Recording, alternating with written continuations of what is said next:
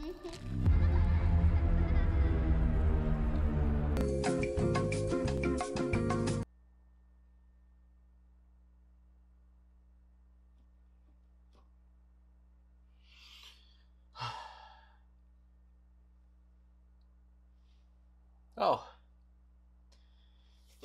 hey everybody. Oh,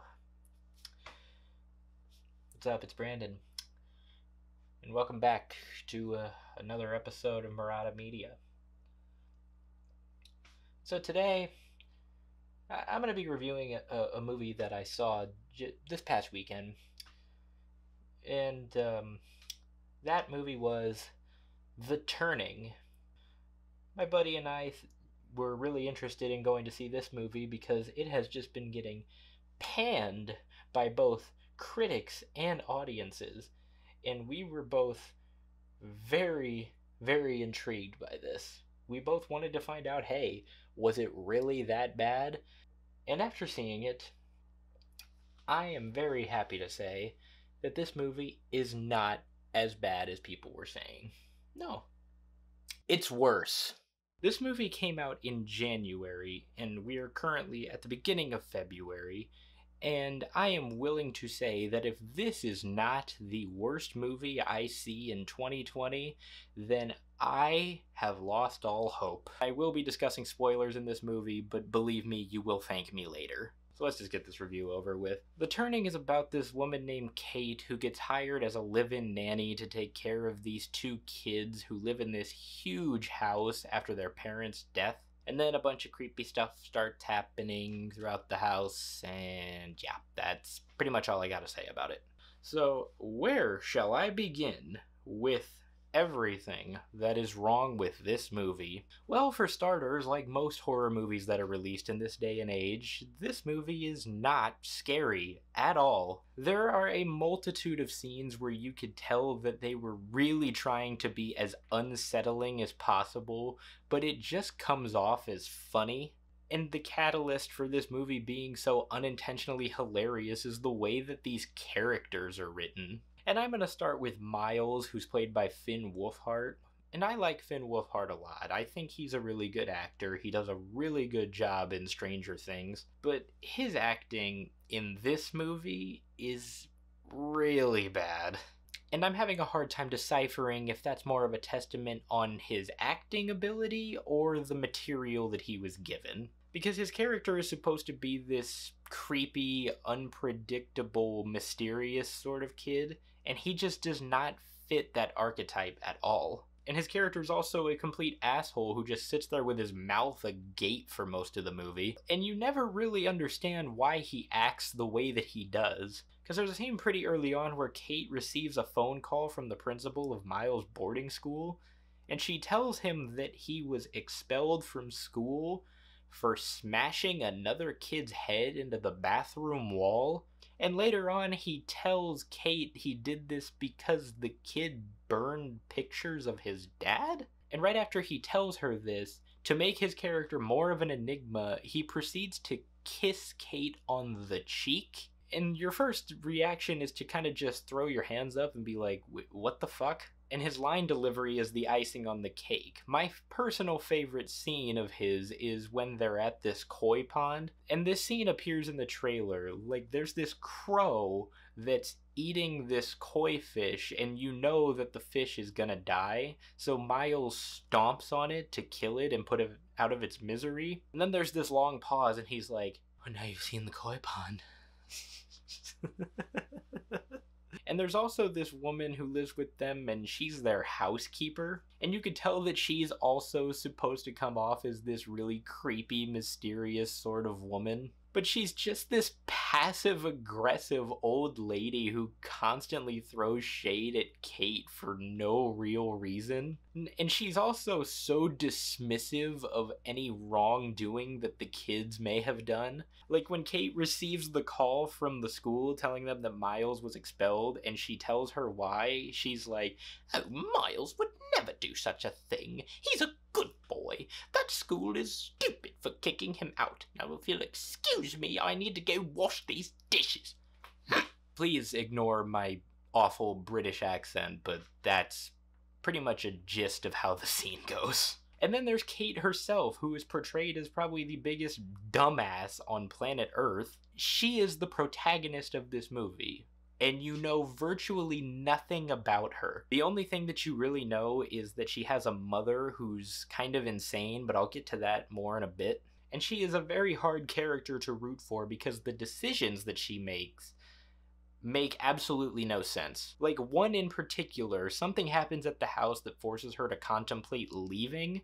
So she drives into town and calls her roommate in a phone booth. Yeah, remember those? And her roommate's like, hey, if you want to leave, then you can just leave. And she's like, no, I made a promise with Flora that I would stay. Really?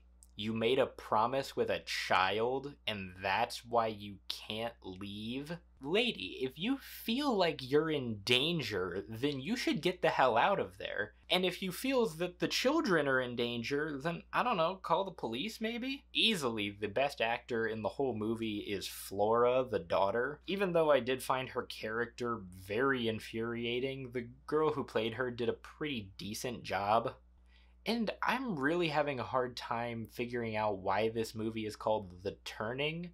In my opinion, it should have just been called Horror Clichés the Movie. There's jump scares, and jump scares, and jump scares, and jump scares, and even more jump scares. If I can compliment the movie on one thing, it's consistent. But then there's other things that happen, like a scary face will appear in a reflection, or there may be something behind a character that they don't see. And you see it coming every single time. And then there's the dream sequences. Oh my God, those dream sequences. I am not kidding you when I tell you that this movie contains a dream sequence within a dream sequence. Like, there's this scene that you could tell is clearly her imagination, and then she falls down and she wakes up, and then something else scary happens, and then she wakes up again. Who in their right mind thought that that was a good idea? The screenwriter should have been fired on the spot as soon as those words were printed onto the page. There's also the editing. The editing is just terrible,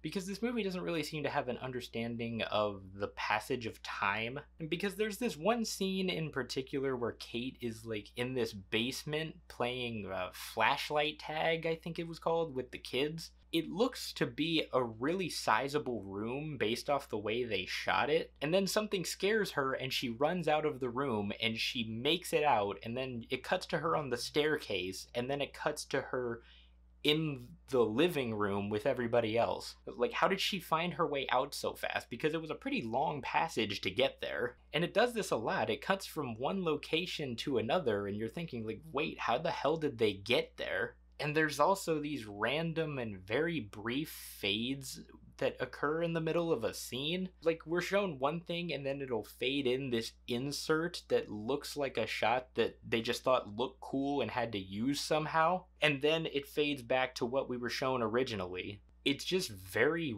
wonky editing, and I don't understand the choices they made when they were cutting this thing together. And this movie contains one of the biggest cop-outs I've ever seen. And this is where Kate's mother, who I mentioned earlier, comes into play. And basically, Kate's mother is this crazy schizophrenic woman who paints pictures in an empty pool. And so the cop-out is basically Kate finally has the courage to do something, and she gets both of the kids out of there, and they leave the house. And then it turns out that none of it happened, because it cuts back to a painting that Kate's mother had sent her. Originally, you thought that might have been how it ended, but no. You think there's maybe a good 20-30 minutes left? No, because the movie ends almost immediately after that. This might honestly be the worst ending I have ever seen. The ending to Horror Clichés, the movie, comes off like everybody sort of ran out of ideas, so they were just like, well, shit, we gotta end this movie somehow.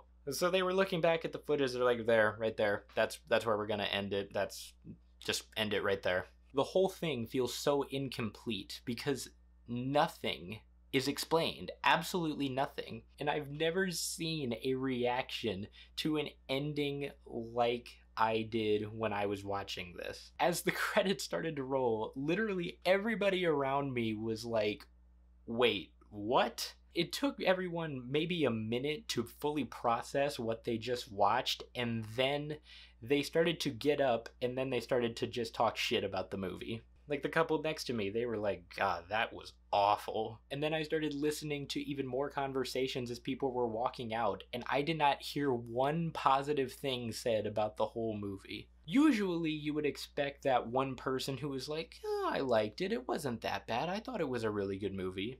No, there was nothing like that. And rightfully so, because there is literally nothing redeeming about this movie. The only thing that I could think of that was even remotely redeeming about this movie is one shot. There's one shot at the very beginning. It's a wide shot of the mansion, and Kate is walking across the frame, and the credits start to appear in the sky. It was actually a very pretty and well thought out shot. Too bad the rest of this movie wasn't very well thought out. I truly cannot remember the last time I felt so frustrated and upset after watching a movie. But this is not only probably the worst movie I will see all year, this might honestly be one of the worst movies that I have ever seen in my entire life. And that makes my rating for it so much easier, and I am not ashamed to say it. Horror Cliches the movie gets a 0. A giant 0. It's awful. That's what it deserves. That's what it's getting. Please do not give this movie any money, because it does not deserve it. It really makes me even more upset that there are hundreds of filmmakers out there who have real talent and really good ideas that would translate well to the silver screen that cannot get funding, yet this movie gets funded. I would also like to thank my buddy Sam, who works at the movie theater down the street from me. He's a manager over there, and he was able to get me this ticket for free. And I cannot thank him enough for that, because if I paid to watch this movie, then I would have never forgiven myself.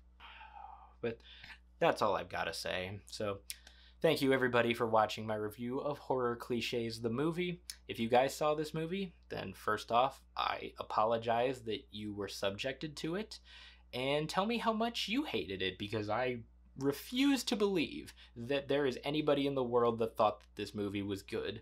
If you guys want to see more reviews, then be sure to subscribe and hit that like button. Other than that, I hope you all have a tremendous rest of your day. If you watch this movie, you won't have one, but I will see you all next time.